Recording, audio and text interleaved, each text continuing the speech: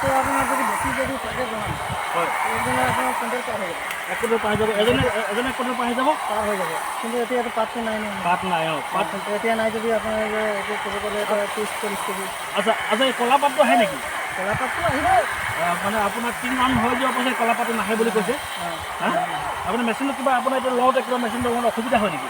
অলপ ওজন আছে। ওজন আছে মানে হৈ গ'লে এতিয়া এইটো বস্তু এতিয়া এইটো বহলকৈ এইটো কাটিব লাগে। হয় এইটো ৰস্তা নিচিনা ৰাস্তা নিচিনা কৰিব লাগিব। ৰাস্তা নিচিনা থাকিব লাগিব। হয় হয় এতিয়া এই বস্তুক লৈ আমি ভালকৈ যাব পাৰিম। হয় এতিয়া এটা জেগা আছে এনেকৈ এইটো কিমান সৰু এইটো সোমাম ন মই নিজে যাম মই মেচিনটো চলাম। আচ্ছা আচ্ছা অসুবিধা হয় এইটো অসুবিধা হয় কিন্তু মানে পাতৰ ক্ষেত্ৰত একো অসুবিধা নহয় পাতটো আপুনি একো কাটি দিব পাৰে কিন্তু আমাৰ কাৰণে সুবিধা লাগে। সুবিধাটো যদি ভাল হ'লে আমি দিব পাৰিম। মানে আপুনি যিটো কৈছে এইটো চলাগলিটো চলাগলিটো ডাঙৰ লাগে আপুনি আচ্ছা আচ্ছা তো এতিয়া আপোনাৰ নামটো মানে অকল মুণ্ডা অপাল মুণ্ডা অপাল মুণ্ডা দেখুৱালে আমাক এতিয়া ধুনীয়াকৈ কাটি কিনে যিটো নেকি আপোনালোকে এতিয়া যিটো প্লাকিঙৰ সমস্যা যিটো পাত দীঘল দীঘল যায় এইটো সমস্যাৰ পৰা আপোনালোকে মেচিনটো লগাই মানে এনেকুৱা সমস্যাত লাগি থাকিব।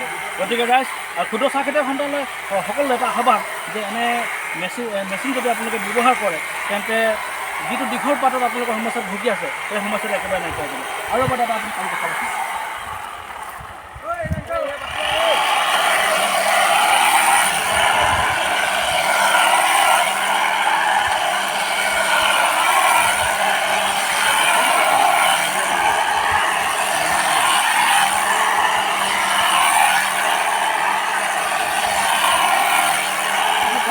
কাৰণে আমি অসুবিধা পাওঁ।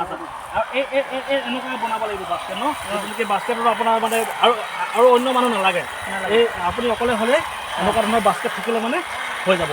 ঠিক আছে বহুত বহুত ধন্যবাদ আপোনালোক বহুত ভাল লাগিলে। ঠিক আছে আহিছোঁ।